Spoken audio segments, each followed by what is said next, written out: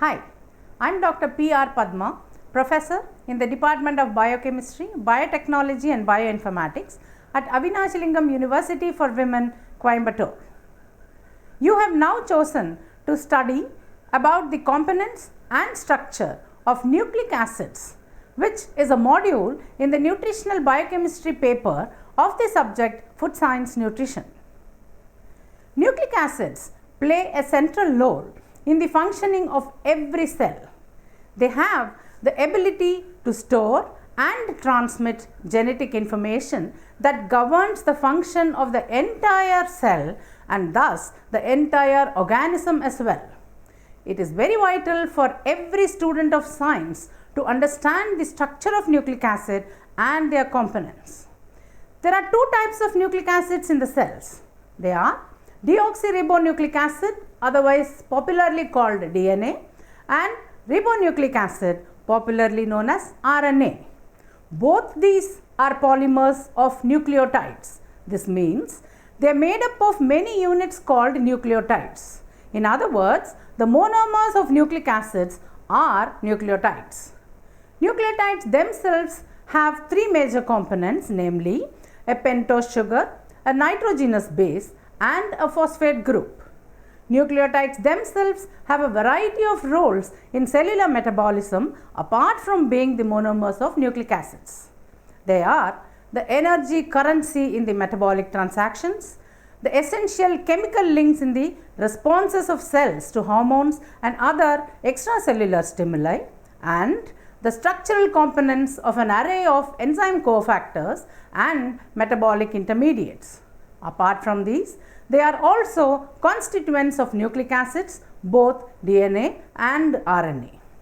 Before going into the details of the components and structure of nucleic acids, let us understand the objectives of this module.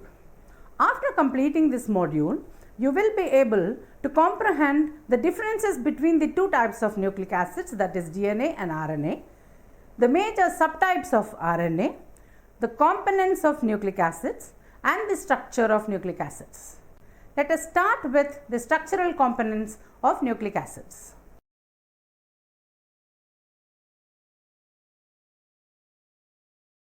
As we mentioned earlier, the nucleic acids are polymers of nucleotides, and the nucleotides themselves contain three components, namely the pentose sugar, nitrogenous base, and the phosphate group, which forms the phosphodiester bond that links two nucleotides together. We shall take these up one by one. Let us start with the sugar component.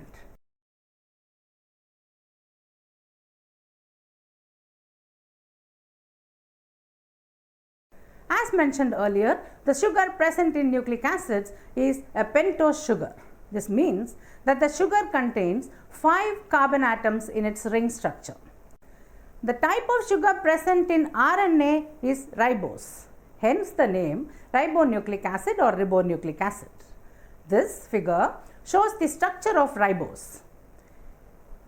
In the sugar, the carbon atoms are numbered from 1 to 5, and to differentiate them from the carbons in the nitrogenous base, they are marked with an apostrophe sign, which is referred to as a prime.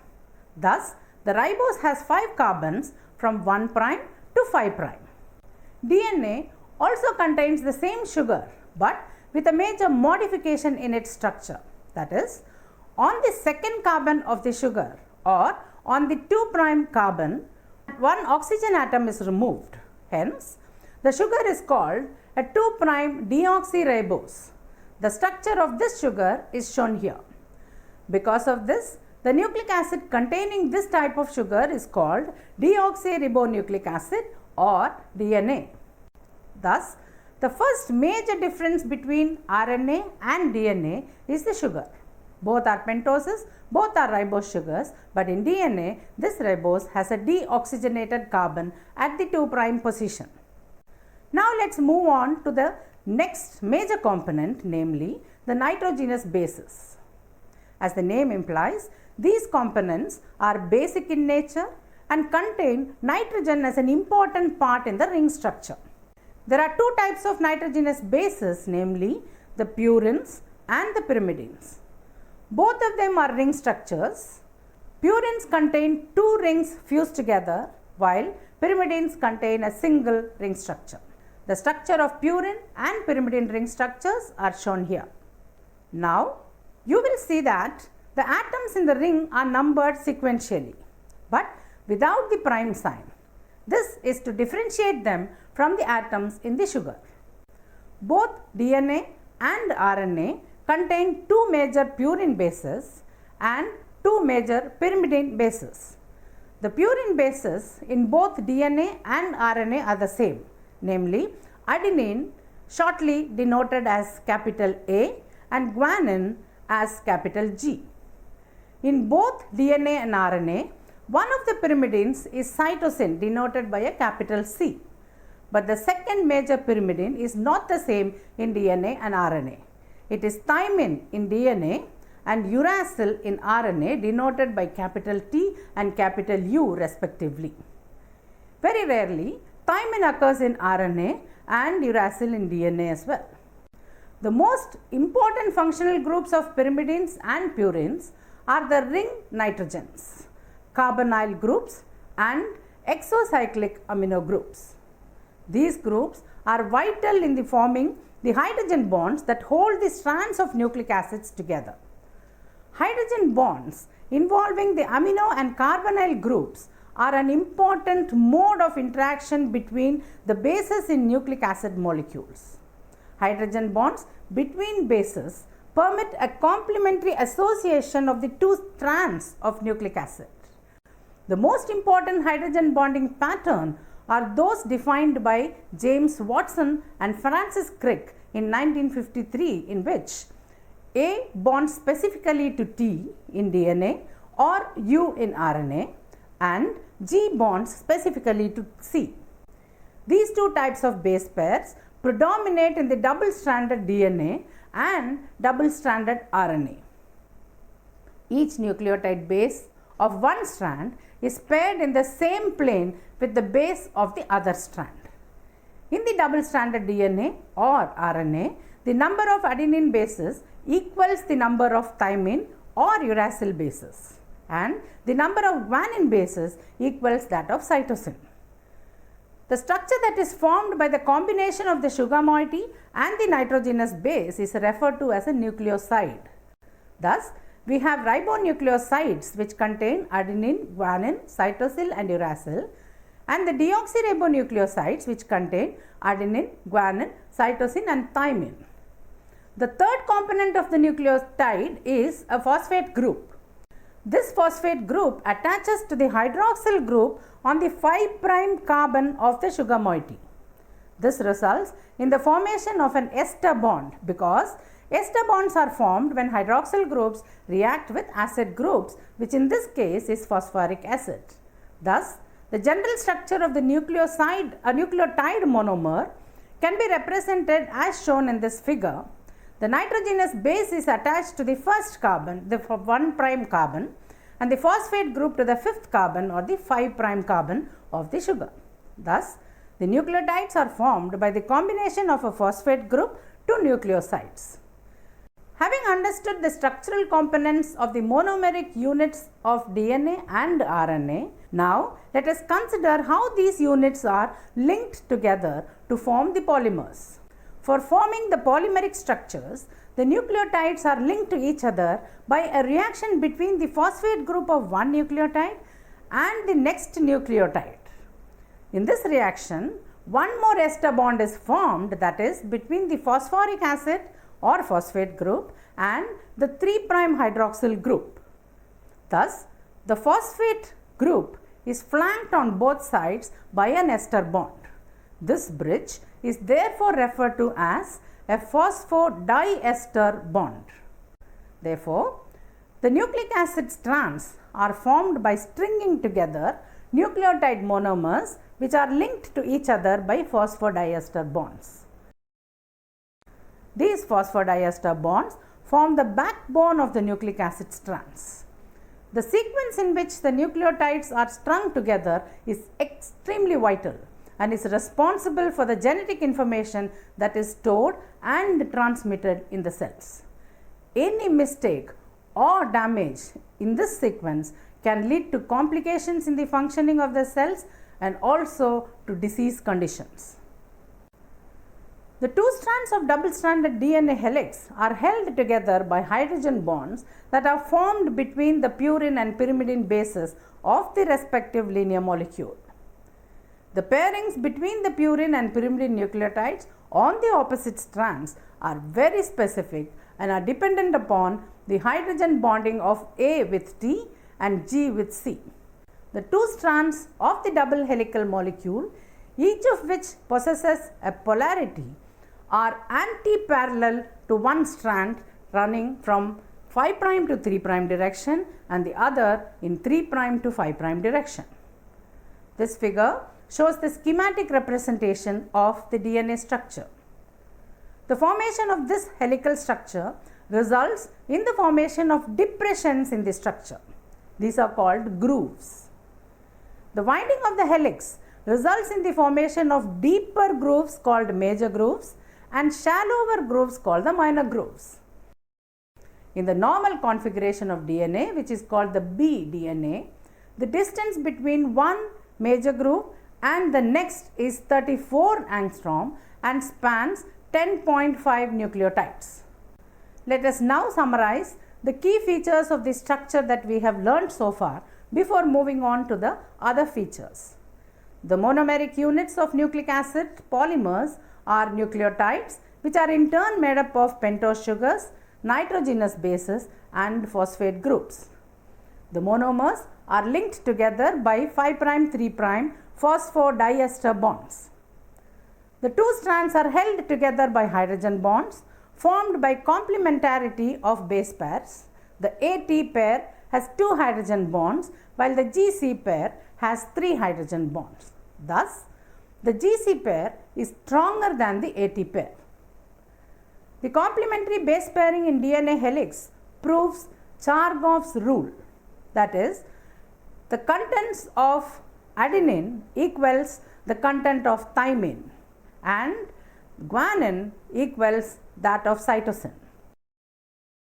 The two strands run anti-parallel to each other, which means one strand runs in the 3' to 5' direction while the other runs in the opposite or 5' to 3' direction.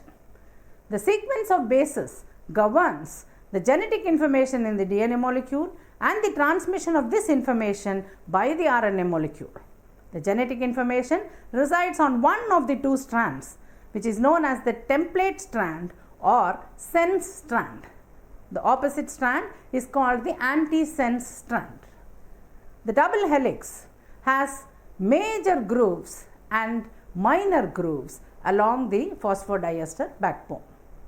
Now, let us consider the other features of the double helix.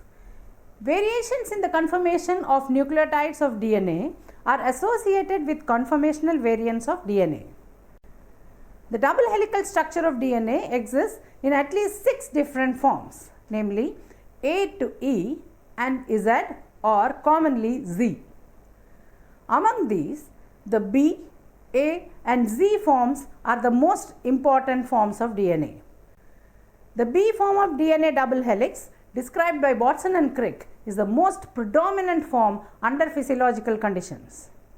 In this form, each turn of the helix has 10.5 base pairs spanning a distance of 34 angstrom units. The width of the double helix is 2 angstrom units.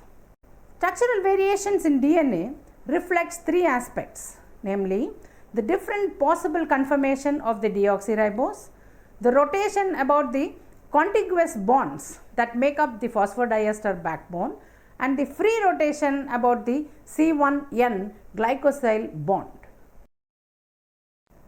The Watson and Crick structure is also referred to as the B form of DNA or bDNA. The B form, as we mentioned, is the most stable structure for a random sequence. DNA molecule under physiological conditions is in the B form and is therefore the standard point of reference for the structural properties of DNA. 2 other structural variants of DNA that have been well characterized in crystal structures are the A form and the Z form. The A form is favored in many solutions that are relatively devoid of water. The DNA is still arranged in a right-handed double helix as was the bDNA, but the helix is wider and the number of base pairs per helical turn is 11 rather than 10.5 as in bDNA. The plane of the base pairs in aDNA is tilted by about 20 degrees with respect to the helix axis. These structural changes or deepen the major grooves while making the minor grooves shallower. The reagents used to promote crystallization of DNA tend to dehydrate the DNA, and thus most short DNA molecules tend to crystallize in the A form. The Z form of DNA is a more radical departure from the B structure in that the most obvious distinction being that the Z DNA is a left-handed helical rotation. There are 12 base pairs per helical turn and the structure appears more slender and elongated than bDNA. The DNA backbone also takes on a zigzag appearance in the Z conformation. Certain nucleotide sequences fold into the left-handed Z helices much more readily than the others. Now let us move on to the types of RNA. RNAs have a broader range of function and several classes of RNA are found in the cells. The major types among them are ribosomal RNA or rRNA, messenger RNA or mRNA, and transfer RNA or tRNA. Ribosomal RNAs or rRNAs, as we mentioned, are components of ribosomes, the complexes that carry out protein synthesis. RNA has no simple regular secondary structure that serves as a reference point unlike the double helix of DNA.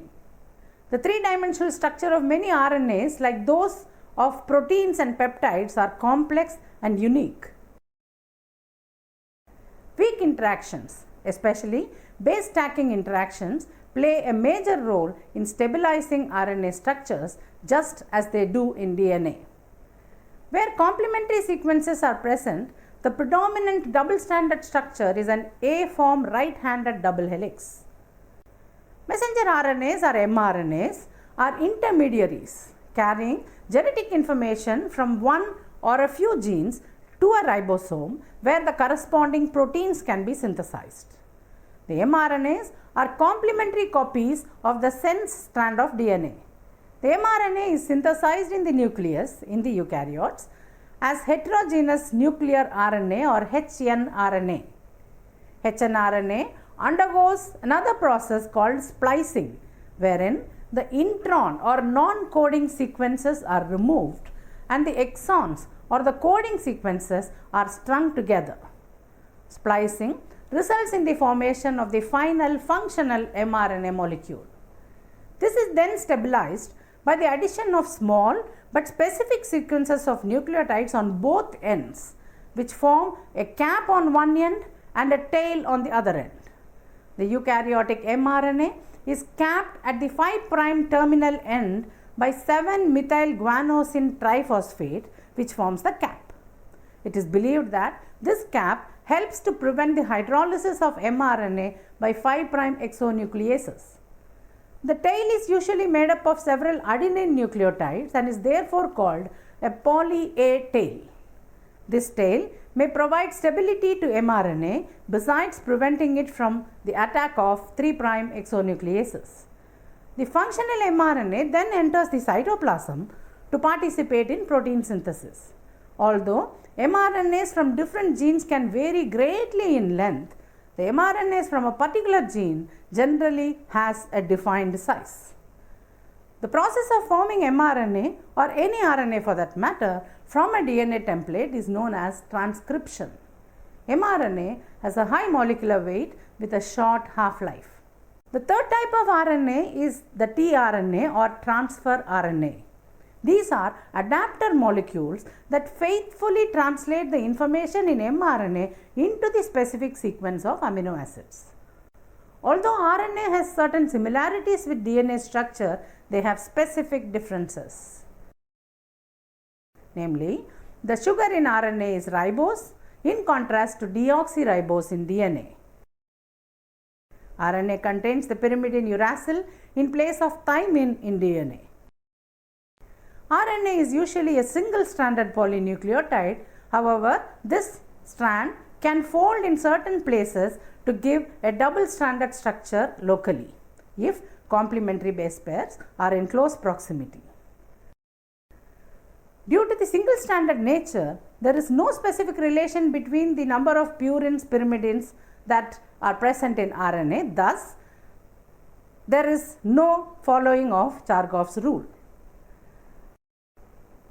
Alkali can readily hydrolyze RNA to 2'3' cyclic diesters. This is possible because of the presence of the hydroxyl group in the 2' position.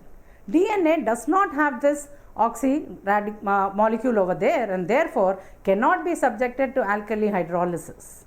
It is therefore a more stable molecule.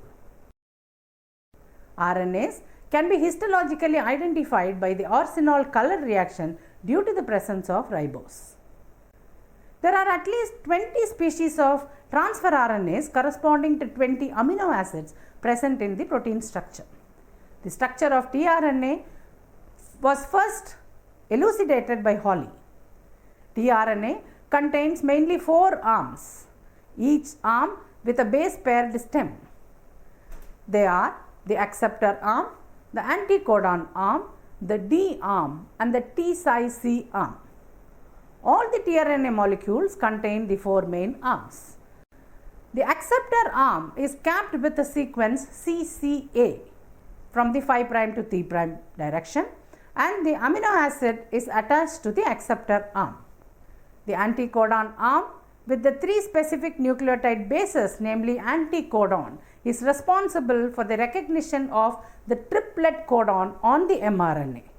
The codon and anticodon are complementary to each other. The D arm is so named due to the presence of dihydrouridine. The T size C arm contains a sequence of T, pseudouridine represented by psi and C, that is cytosine.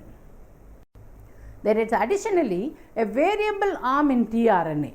As the name implies, this is the most variable sequence in the nucleotide sequence of RNA. Based on this variability, tRNAs are classified into 2 categories, namely class 1 tRNAs and class 2 tRNAs. The structure of tRNA is shown in this figure that is now displayed on your screen, where you can see the 4 arms and the variable arm also. Ribosomes are the factories of protein synthesis. The eukaryotic ribosomes are composed of 2 major nucleoprotein complexes, 60S and 40S subunits.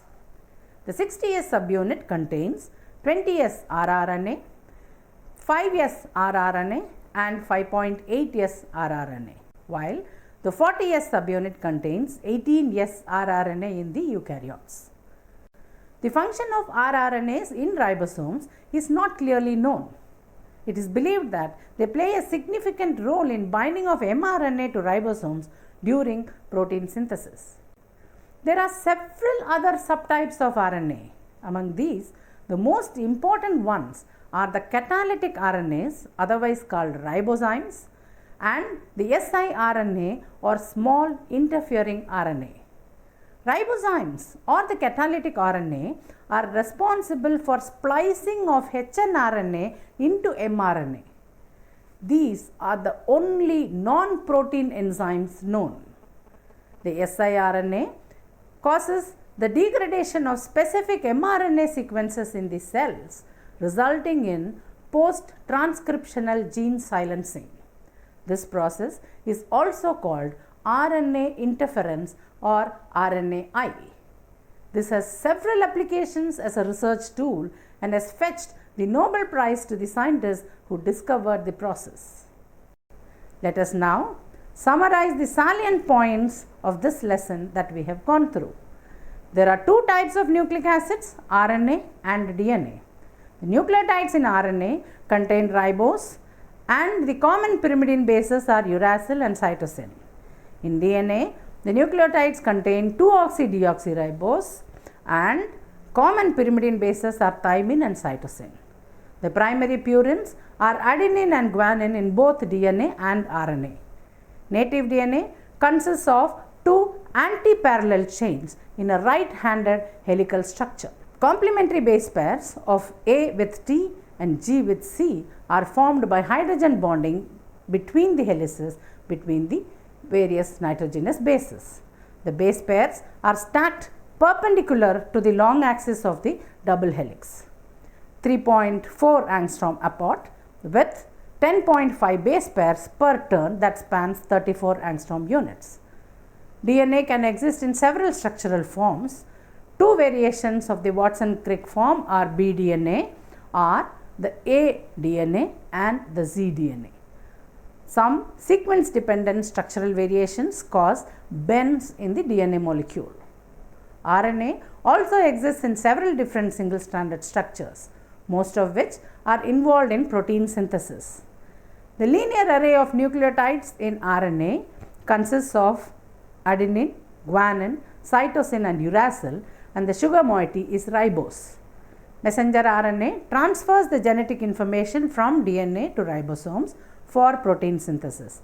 Transfer RNA and ribosomal RNA are also involved in protein synthesis. RNA can be structurally complex.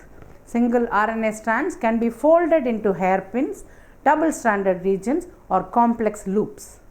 Among the various several minor forms of RNA, ribozymes and siRNA have shown considerable attention from the scientists. Thank you. This is Dr. Padma signing off. Happy learning.